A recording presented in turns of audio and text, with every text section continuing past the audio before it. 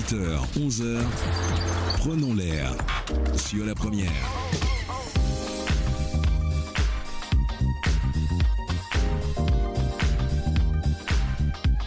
Elle sera notre invitée de cette troisième heure. Martine Lheureux, membre du groupe Stratégie Résilience, mais aussi instructrice et référent et animatrice de l'atelier Fresques du climat en Martinique. On va parler du climat et de l'océan. Restez avec nous, vous pourrez aussi intervenir au standard 63 23 23. Joël doit filer, il est là également, ça donne ceci.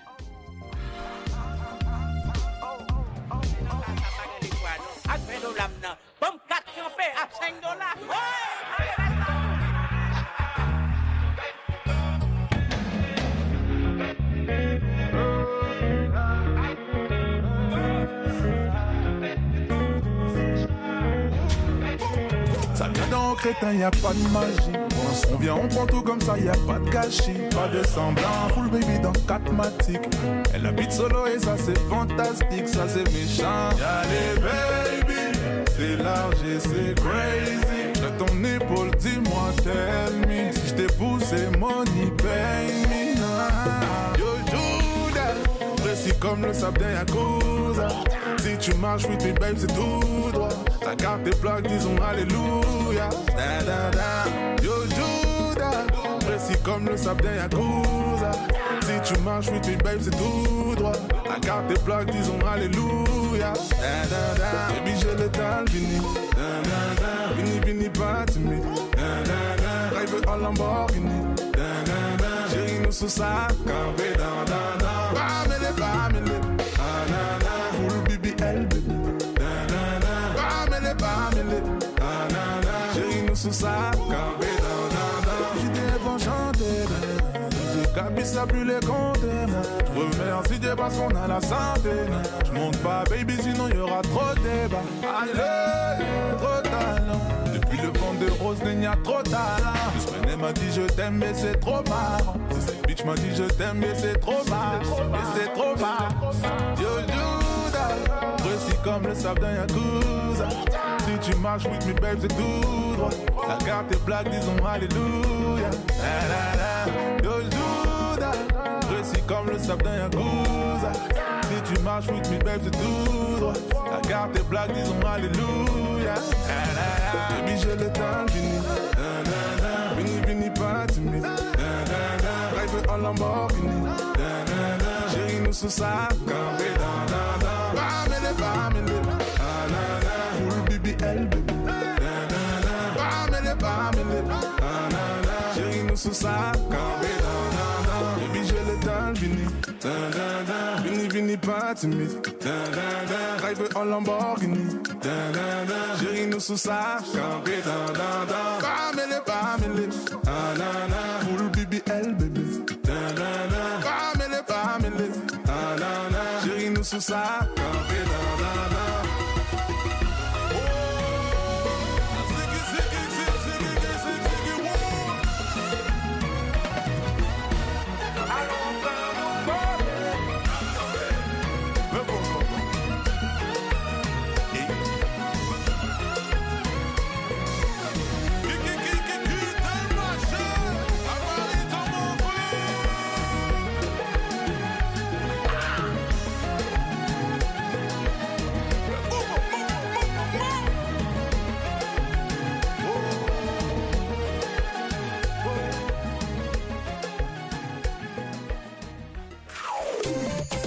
Prenons l'air sur la première. Prenons l'air sur la première.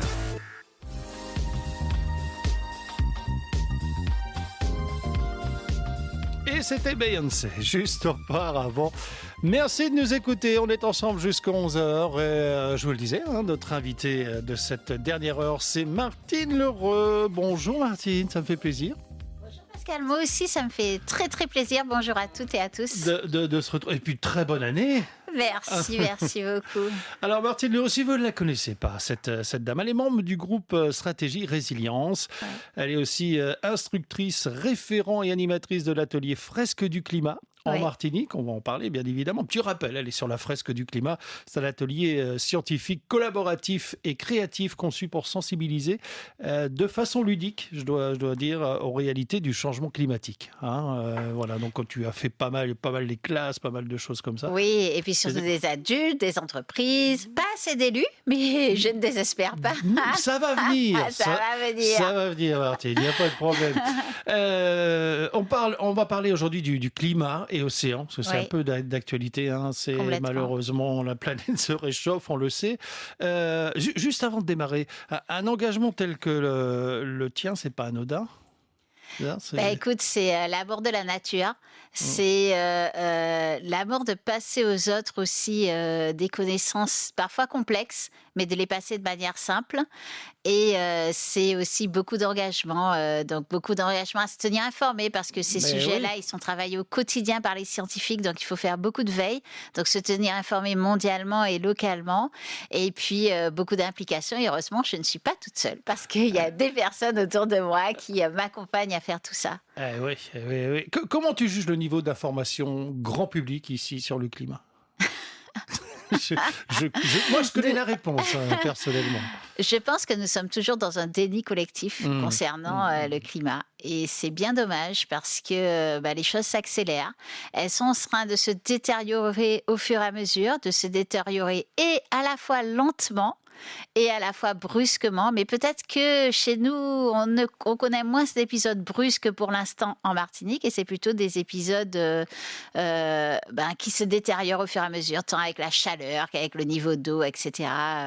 Et on l'a vu, on l'a ressenti aussi par la chaleur intense ces derniers mois. On oublierait presque, tu vois, Pascal, qu'en début d'année, on était en alerte urgence sécheresse en Martinique, que le préfet a pris des mesures drastiques pour réduire la consommation d'eau, qu'il n'y avait plus d'eau au robinet dans certaines communes, et que c'était catastrophique en fait le niveau d'eau dans les rivières. Le préfet a même demandé qu'on aille au-delà des débits d'étiage. Ça veut dire en fait qu'on puise dans la rivière au-delà de ce qui est nécessaire pour le vivant. Et il a également demandé que les entreprises diminuent leur consommation de 25% d'eau. Et avec tout cet afflux d'eau en fin d'année, on oublierait presque tout ça. Mais tu sais, c'est un parallèle que d'autres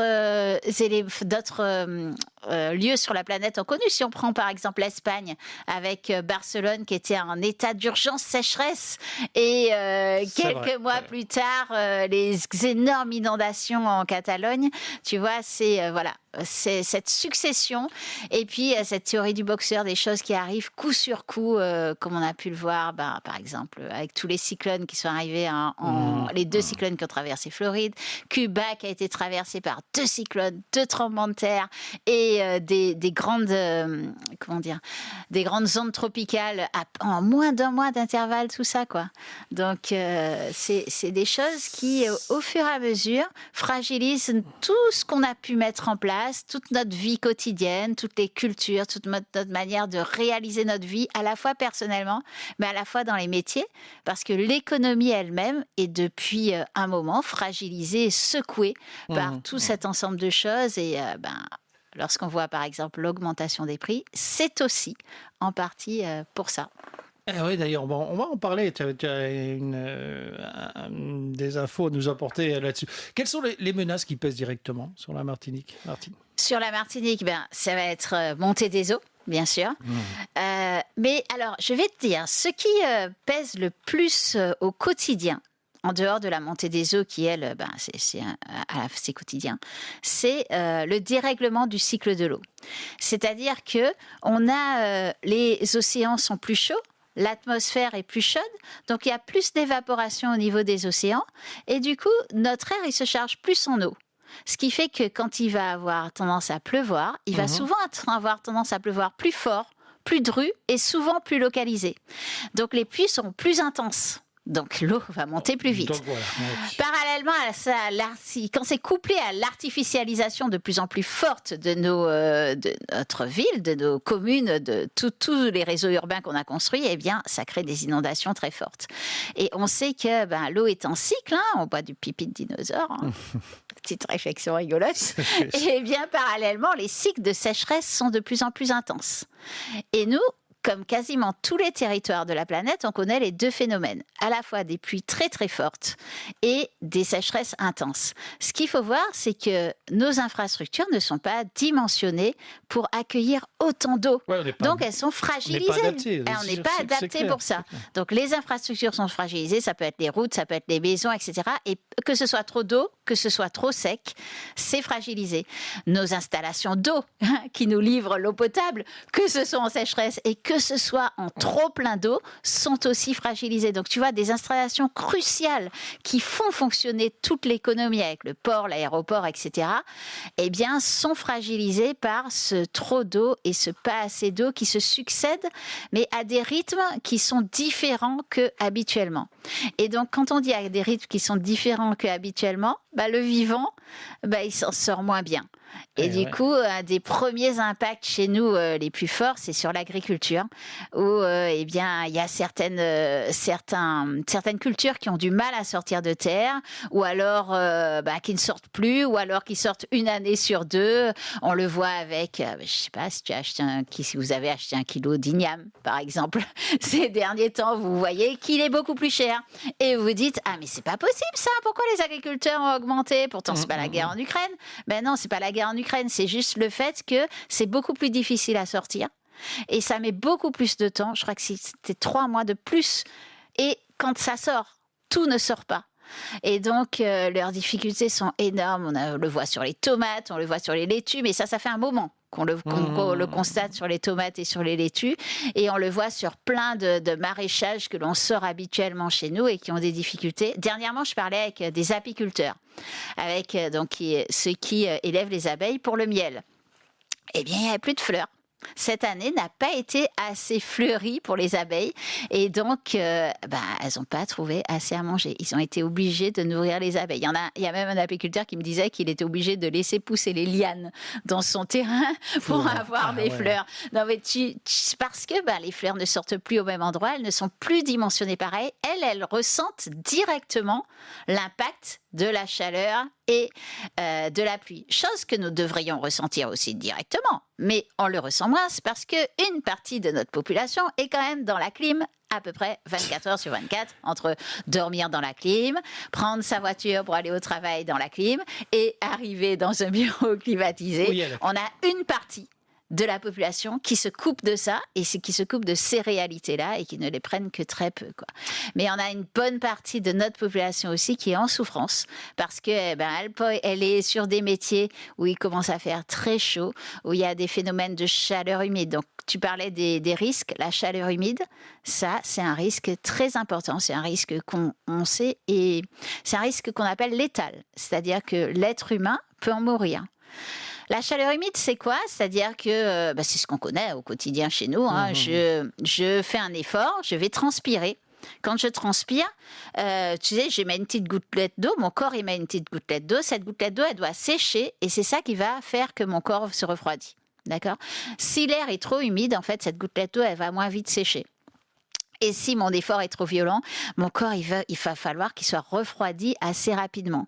Donc, en fait, il va falloir, si je ne peux pas y arriver naturellement, trouver des choses pour me mettre au frais. C'est comme ça que, par exemple, en Inde, les personnes étaient reçues dans des baignoires glacées pour littéralement refroidir les corps humains. Et en fait, ça peut arriver... Quand tu fais un effort violent, alors ça arrive souvent aux sportifs, mais ça arrive aussi à tous les métiers qu'on a qui sont soumis à la chaleur. Ça peut être le BTP, ça peut être l'agriculture, ça peut être un métier auquel on pense moins, Pascal, ce sont les cuisiniers.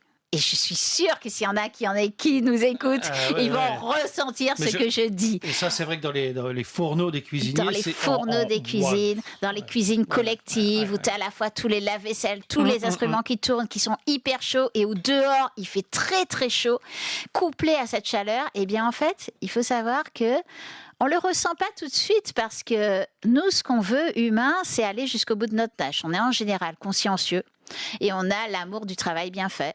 Donc, on va forcer notre corps pour aller jusqu'au bout de la tâche, finir de monter le mur, finir de nettoyer si on fait de l'entretien d'espace vert, aller au bout puisqu'il y a des gens qui attendent à manger pour le jour même et qui attendront pour le lendemain si on est en cuisine. Et pendant ce temps, on force notre corps. Et tu sais ce qui se passe ?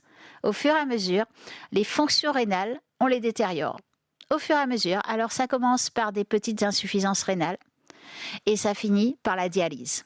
Et on sait que sur notre zone, sur la zone tropicale, la zone au milieu, tu sais, tu vois, sur un planisphère, la zone au milieu, eh bien, sur cette zone-là, excusez-moi, je perds le mot, eh bien, les risques, le nombre, pas les risques, le nombre de dialysés a explosé sur des métiers en fait qui sont très soumis aux très fortes chaleurs ou aux conditions de chaleur humide.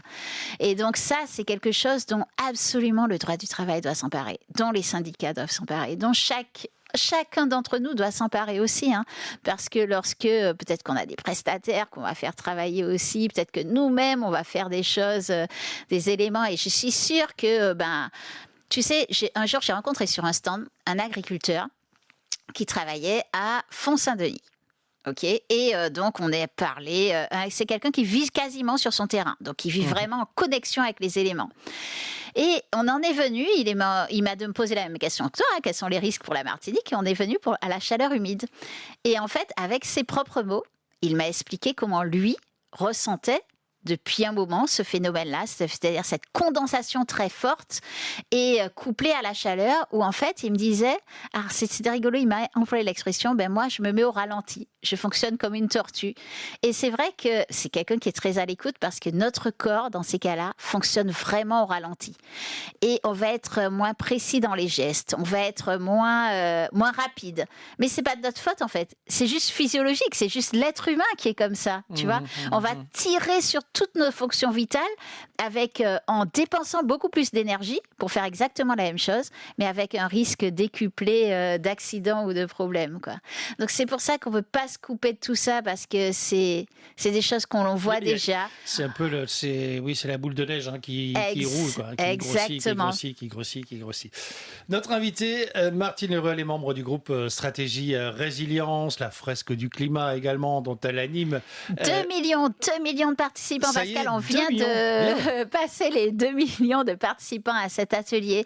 Cet atelier qui est vraiment magique parce qu'il ouvre les yeux justement sur les causes et conséquences des changements climatiques, l'urgence derrière, et puis le débat qui est vraiment très important, un débat qu'on doit mettre au cœur.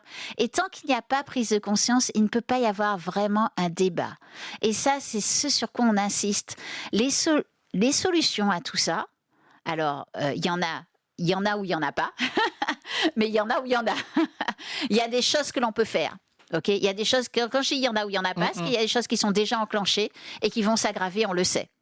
Il y a des choses que l'on peut faire, par contre, qui vont nous protéger de ce qui est en train de s'aggraver. Et puis, il y a des choses qu'on peut faire aussi pour avoir moins d'emprise. Et puis, parce qu'en plus, avoir moins d'emprise nous rend souvent en bien meilleure santé, et mentale et physique. Et donc, ce débat, c'est histoire de dire, en Martinique, nous avons nos propres conditions, notre propre climat, nos propres problématiques et nos propres manières à nous de pouvoir être résilients. Ces solutions ne doivent pas venir d'ailleurs. Elles doivent venir de nous, par nous. Et c'est pour ça qu'il faut vraiment ouvrir suffisamment les yeux aux personnes pour créer le débat sur cette résilience, pour voir comment nous, on veut vraiment organiser cette résilience. Là, il y a déjà, combien tu dis, qui ont vu la fresque du 2 millions. Si dans les 2 millions, ils ont retenu quelque chose, c'est déjà bien. Ah oui, c'est clair, on est d'accord. On parle climat et océan avec Martine Leroux, et c'est vrai que j'allais dire, les temps changent. La météo change, la planète se réchauffe, ça on le sait, tout le monde. Tu sais, il y en a qui emploient le mot de dérive climatique. Dérive climatique, ouais, c'est-à-dire que les éléments sont tellement peu prévisibles, les éléments saisonniers, que en fait, on est entré dans une dérive climatique où l'explosion des phénomènes forts, elle est elle est là maintenant, elle est installée et on n'est plus dans un équilibre, on est dans des déséquilibres permanents et avec lesquels on doit vivre. Or, toute notre économie, toutes nos organisations, toutes nos sociétés sont basées sur des équilibres climatiques. Et même nous, même nous vivants.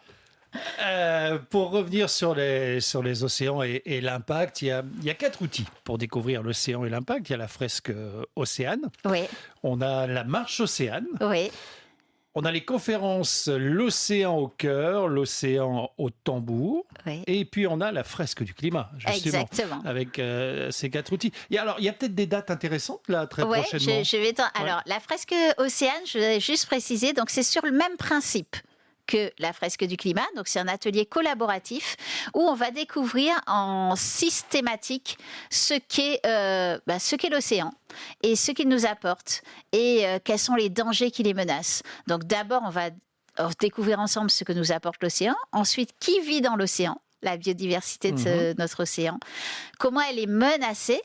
On sait qu'on est dans la 6e extinction de masse et les océans sont extrêmement menacés.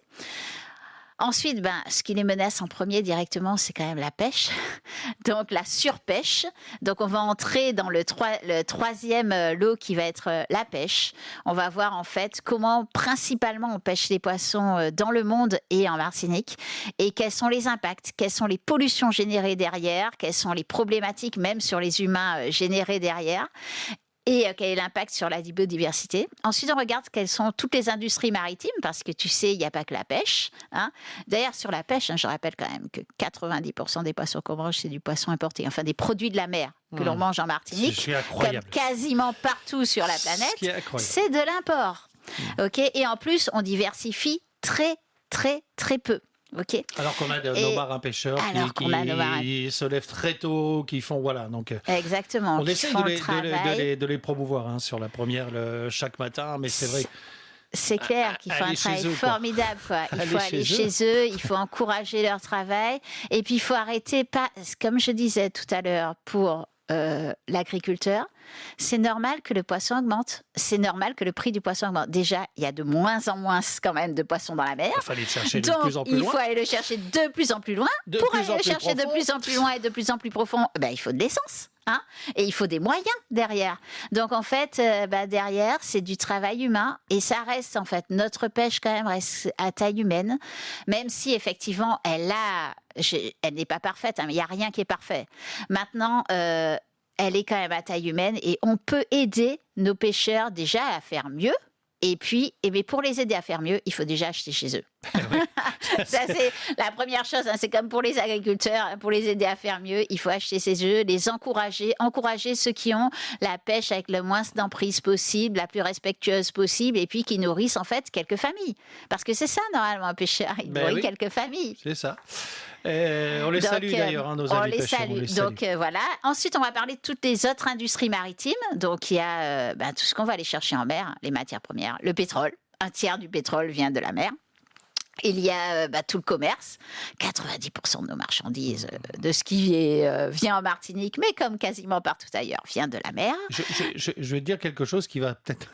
les croisières. Exactement, on va parler des croisières, Pascal. Les croisières, on est content, ils viennent chez nous. Et le gigantisme du...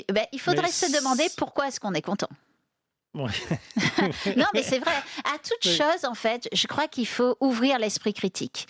Et il ne faut pas dire non, c'est très mauvais ou waouh, c'est super bon. Il y a toujours, c'est toujours gris. Donc, en fait, il faut voir dans le gris qu'est-ce qui est vraiment pour nous, à qui vraiment vont les sommes, à qui vraiment vont les choses. Sur les croisières, j'aime bien prendre un exemple. Il est un peu taquin, mon exemple, mais imaginez on est en pleine sécheresse. Il n'y a pas d'eau en Martinique. Il y a une partie de la population qui n'a pas d'eau. Il y a un bateau qui arrive, un bateau de croisière, on a besoin de le remplir, de le ravitailler en eau. À qui va l'eau ? Est-ce qu'elle va au dialysé ? Est-ce qu'elle va aux écoles ? Est-ce qu'elle va à l'agriculture, la monoculture ? Ou est-ce qu'elle va au bateau de croisière ? Sachant qu'elle ne peut pas aller partout. Tu vois, c'est des questions qu'il faut anticiper parce que, ce sont des questions de répartition des ressources rares que l'on doit répartir avec l'ensemble de notre population et des activités que l'on accueille chez nous.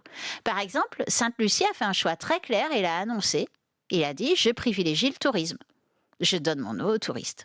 C'est un choix politique. Oui. À ce moment-là, il faut l'annoncer. Est-ce que nous, on serait d'accord avec un choix comme ça, tu vois ? Mais c'est des choses qu'il faut mettre sur la table parce que c'est pas juste. Ce qui est important dans ces questions-là, c'est qu'elles ne concernent pas un problème, une solution. En fait, chaque élément va générer plein de problèmes. Et chaque solution, entre guillemets, risque aussi de générer d'autres problèmes. Et c'est pour ça qu'il faut arrêter de se dire on a une solution miracle, c'est celle-là. C'est pas vrai, il n'y en a aucune de solution miracle.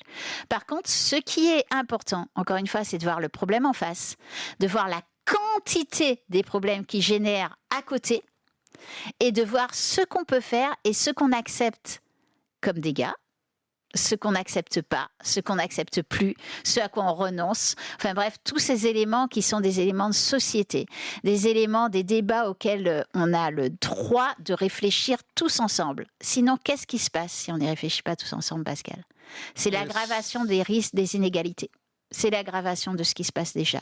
C'est l'aggravation des vulnérabilités, c'est-à-dire que les personnes les plus vulnérables deviennent de plus en plus et les plus riches en tirent de plus en plus profit, bien que le climat nous montre que parfois, regardez ce qui s'est passé à Hollywood, qui a été complètement ravagé, où des espèces de stars américaines ont été complètement ravagées par les flammes. Zane Pelsi, qui était avec nous hier, d'ailleurs, dans le journal hier matin, elle disait que ça avait tendance criminelle, quand même, cette histoire. Alors voilà. Bon. Je pense que les méga-feux sont bien là. Mais bien sûr. De toute façon, c'est exacerbé par plein de choses, à la fois déchets, à la fois humes, à la fois peut-être tout. Mais la base, oui, bien sûr, elle est là. Voilà, c'est clair. Donc là, en fait, tout ce qu'on voit. Alors l'océan, c'est vraiment une machine au cœur, quoi. Donc et c'est ce que. Alors je continue. Excuse-moi. Sur la fresque océane, j'ai dit. Donc on parle des enjeux, on parle de la biodiversité, on parle de la pêche, on parle des autres industries maritimes, on parle du climat. Alors le climat, en fait, l'océan est au cœur de la machine climatique. Pourtant, on n'en parle jamais. Enfin, pas jamais quand même, mais très rarement. Oui, on en parle aussi avec les ouragans. Parce que, c'est vrai que là, on s'intéresse à la chaleur dégagée par les océans, puisque les ouragans tirent leur force, leur puissance de la chaleur des océans. Ce qui est en fait un équilibre. Comme ça, les océans ont moins chaud, parce que quand même, les canicules marines pour les poissons, c'est pas génial. Donc en fait... parce qu'elles le subissent également, les poissons. Oui, quand l'océan est très chaud, tu sais, en fait, l'océan est en anomalie de température depuis mars 2023. De mars 2023 jusqu'à à peu près novembre 2024, l'océan est entré en anomalie de température, c'est-à-dire qu'il est monté en température. Les océans, partout dans le monde, sont montés en température.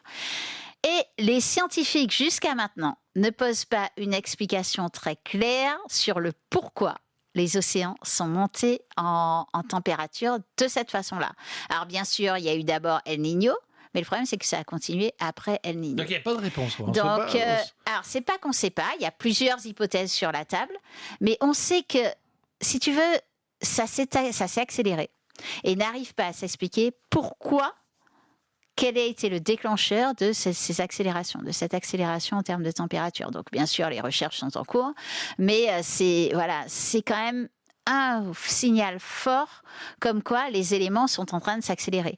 2024, ça va être quand même signalé par Copernicus, l'année la plus chaude où on va dépasser 1,5 degré de température sur l'année.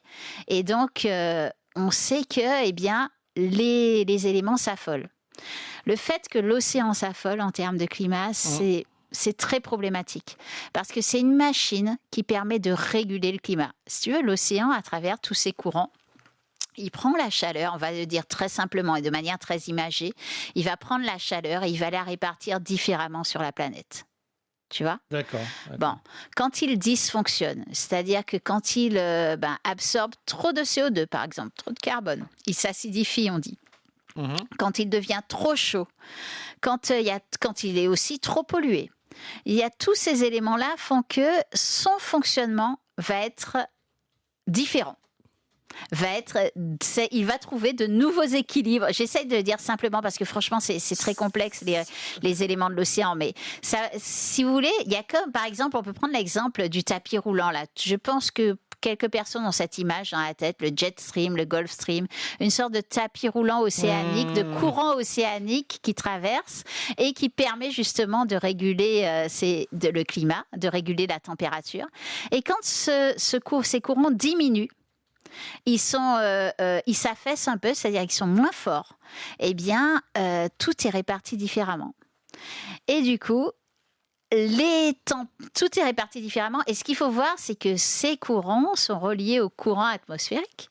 D'accord ? Donc, si ça ralentit, ça fait ralentir les courants atmosphériques. Et quand ça ralentit, eh bien, les courants là, les tempêtes, soit canicules, soit eau, ont le temps de se charger plus en intensité et d'être plus violentes. Et donc ça, eh bien, c'est problématique pour le climat. Restez avec nous parce qu'on a encore beaucoup de choses à vous dire. Martine L'Heureux qui est avec nous, je vous le rappelle, notre invitée de cette dernière heure de Prenons l'air. Elle est membre du groupe Stratégie Résilience, mais animatrice également de l'atelier Fresque du climat. On parle du climat et océan et on a encore des choses à vous dire. J'ai encore des questions également. On reviendra aussi sur un événement déclic matinique qui aura lieu à l'écolieu de Tivoli comme chaque année et on a déjà la date cette année, c'est au mois d'avril, c'est le vendredi 4 et samedi 5 avril. Voilà, et on vous en dira un petit peu plus dans un instant. Après Canel Ketsia, ça donne ceci, Femme malgré tout.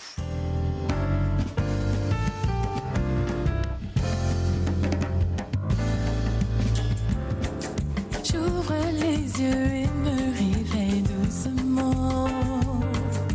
Un nouveau rayon de soleil se balade sur ma peau. Je n'entends pas le chant des oiseaux, mais celui du vent qui rugit tendrement. De nouveau j'ai en moi ce désir brûlant, celui de vivre pleinement à chaque instant. Je veux vivre et savourer cet air que je respire. Il est temps d'apprendre à aimer cette vie que Dieu m'a donnée, cette vie qu'il m'a donnée. Quelle est cette heureuse sensation? Ces grands bras qui m'entourent délicatement, ces doux mots qui me font rougir d'amour. Il est temps de savourer ce bonheur qu'il sait me donner. Je veux m'y abandonner.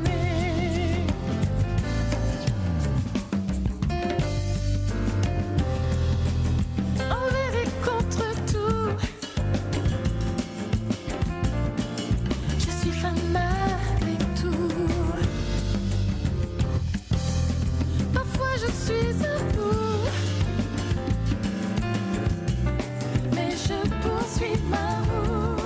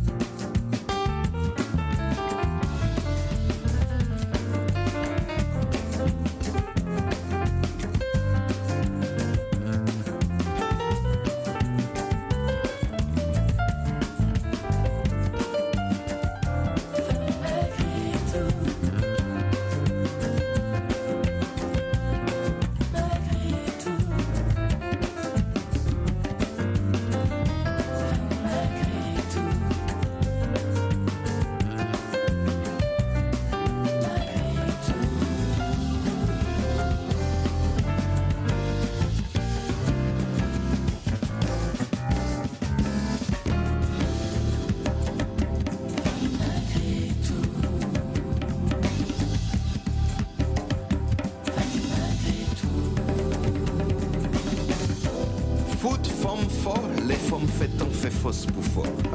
C'est ça joli pour entendre, dis-nous. Et pas ténito.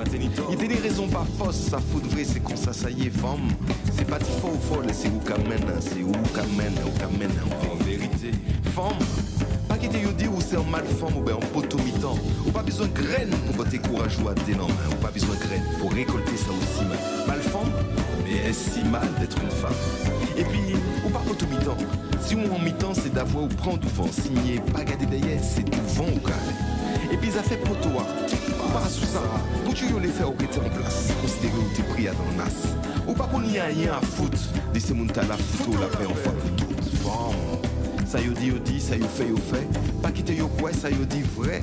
Même si ou las, ou la femme, jusqu'au bout, envers et contre mes femmes, ou pas ni bout. Femme, on nous prend ensemble, si nous semblait c'est pour faillant, même si nous pas qu'ensemble, ensemble, sur la même route. Et puis pas oublier, c'est l'amour qui tout.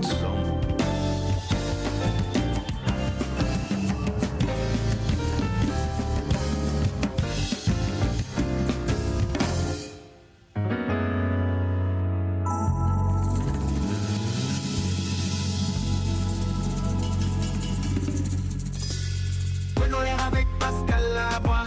Ouh là là, les associations à l'honneur. Ouh là là, prenons l'air avec Pascal Labois. Ouh là là, inspiré à plein poumon, la musique et l'info et au rendez-vous de Prenons l'air.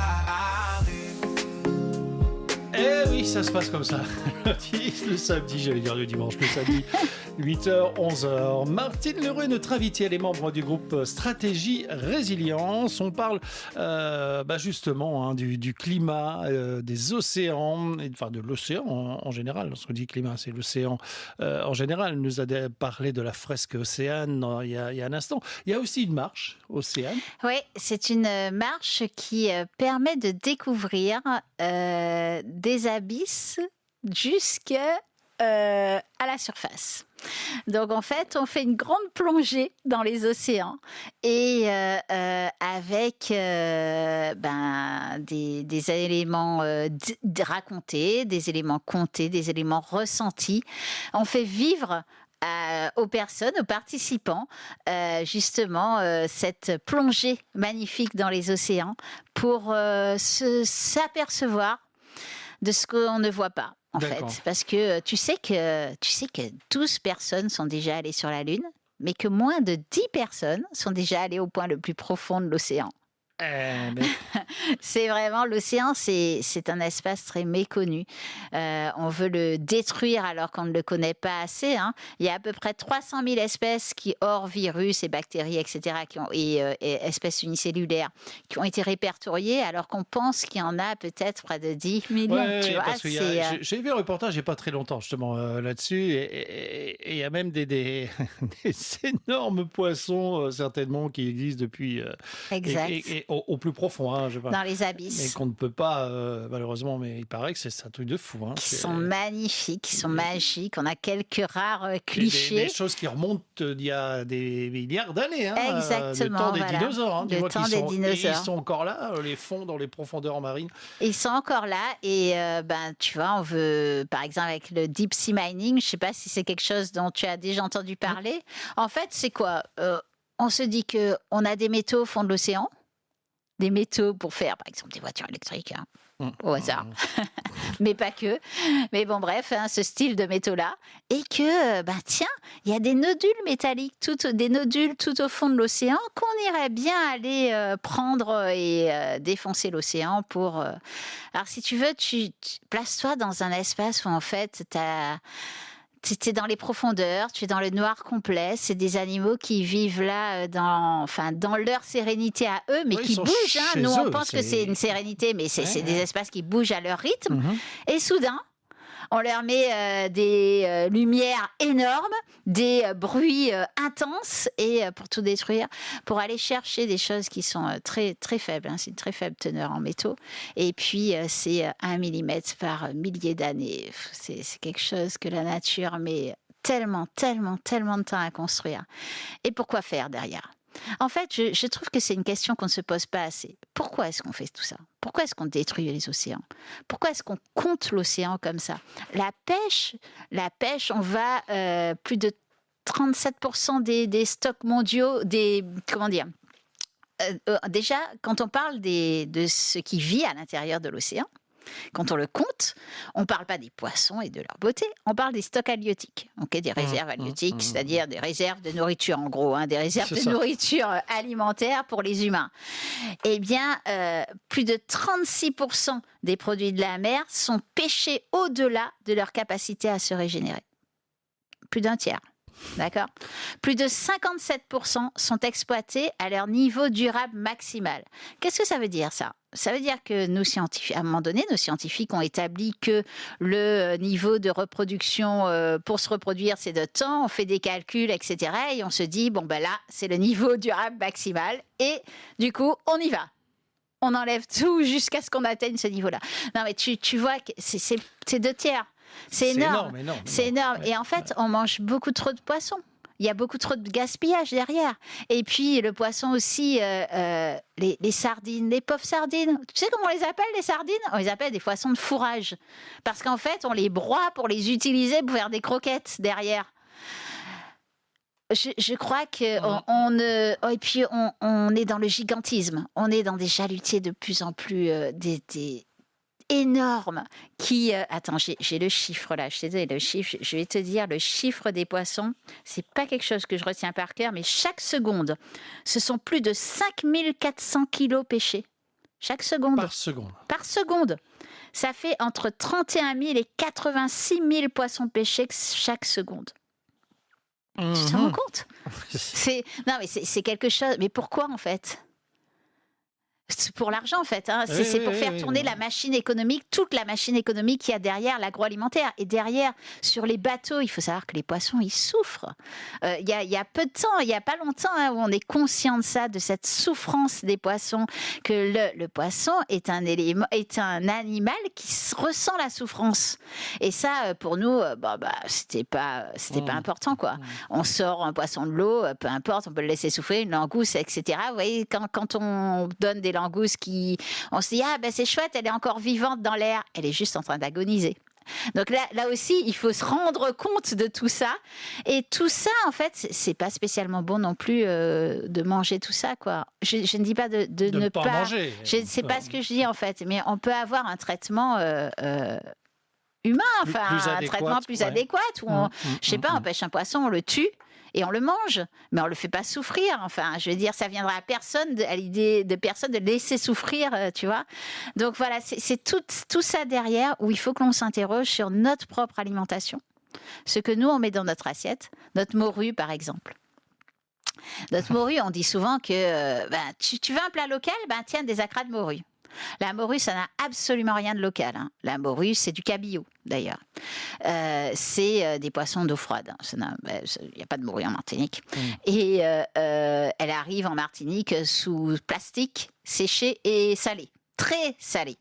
D'ailleurs, beaucoup trop salé. On devrait aussi s'interroger sur ça. Et l'histoire de la morue, c'est l'histoire du colonialisme. Parce que derrière, qu'il fallait nourrir en fait la colonie et que ne pas que les esclaves trouvent à se nourrir par eux-mêmes. Sinon, on aurait fait tous ces plats-là à base des poissons qui sont nos poissons. Ok ? Donc, effectivement, s'interroger sur tout ça et puis se dire, la morue, c'est un bel exemple parce que tu vois, la morue, c'est un poisson qui aime les eaux pas très profondes et froides. Donc, avec le réchauffement climatique, elle remonte, mais le problème c'est qu'à un moment donné, elle va plus pouvoir remonter. Ou alors, elle va remonter, mais elle va tomber dans des eaux profondes. Qu'est-ce qu'elle va faire? Est-ce qu'elle va s'adapter en eau profonde? Comment elle va s'adapter en eau profonde? Est-ce qu'elle va trouver plus de prédateurs qui vont la manger, etc. Tu vois? Enfin, la question de l'adaptation, ça ne coule pas de source. C'est pas je te mets autre part et dans un autre système et tu vas y arriver. Non, derrière, il y a tout un écosystème, toute une vie et tu t'intègres ou pas dans cette vie, quoi. Donc la question de l'adaptation, elle vient là sur le tapis avec la morue, mais c'est un bel exemple. Mais voilà, ce sont des choses, en fait, on doit absolument s'interroger sur comment est-ce qu'on mange, qu'est-ce qu'on considère de bon pour nous et puis quel est notre rapport avec cet océan? On a chez nous, par exemple, pour découvrir les océans, on a des sentier sous-marin. Est-ce que tu as déjà pris un sentier sous-marin, Pascal? Oui, certainement, oui. Eh ben, c'est très joli, franchement. Ouais. C'est une belle occasion de mettre la tête sous l'eau. Vous prenez des lunettes, vous n'avez pas besoin de grand-chose. Des lunettes. Vous n'avez même pas besoin de palmes, juste des lunettes. Et vous allez et vous admirez en fait des endroits un peu sanctuarisés ou qui ont été fléchés. Donc tout ça, ça a été organisé par le parc l'OFB, le parc naturel marin. Et c'est magnifique. Ce sont des endroits où il y a des explications, où tu peux voir parce qu'on a sanctuarisé la vie, elle revient. Et on a ce qu'on appelle les aires marines protégées. Alors, les aires marines protégées, c'est un bon moyen aussi de protéger l'océan. Ça fait beaucoup débat parce qu'en France, il y a très peu d'aires marines protégées qui le soient vraiment. Il y en a moins de 0,005% qui soient totalement protégées. Malgré les grandes annonces gouvernementales, on dit que près de, je ne sais plus combien, je crois que c'est 30% le chiffre, mais je n'ai pas le chiffre exact dans la tête. Mais voilà, malheureusement, on peut y pêcher au chalut, on peut faire plein de choses. Alors que, moi, je vous invite quand même à les observer et à les admirer. Petite pause, on revient tout de suite après ceci.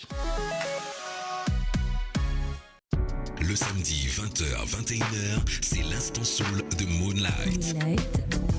Des sons, des rythmes, des ambiances musicales au service de vos sens. Moonlight, la playlist des mélomanes chaque samedi 20h-21h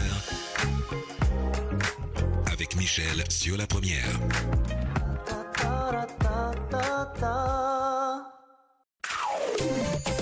Prenons l'air sur la première avec Pascal Labois. Et notre invitée Martine L'Heureux, membre du groupe Stratégie Résilience, instructrice, référent et animatrice de l'atelier Fresque du climat en Martinique. Voilà, avec aujourd'hui combien de personnes Près de 2 millions de personnes. 2 millions de personnes qui ont participé à cette Fresque du climat. Et c'est plutôt bien. Voilà. Si c'est dans les 2 millions, c'est plutôt bien. S'il y en avait ne serait-ce que la moitié qui avait déjà retenu quelque chose, ce serait bien. Non, mais je pense que tout le monde en retient quelque chose. C'est vraiment une expérience qui bouge les choses. Et ceux qui l'ont vécu en Martinique en sont contents de l'avoir fait. C'est souvent en entreprise qu'on arrive le mieux à le faire, parce que les entreprises acceptent de sanctuariser du temps.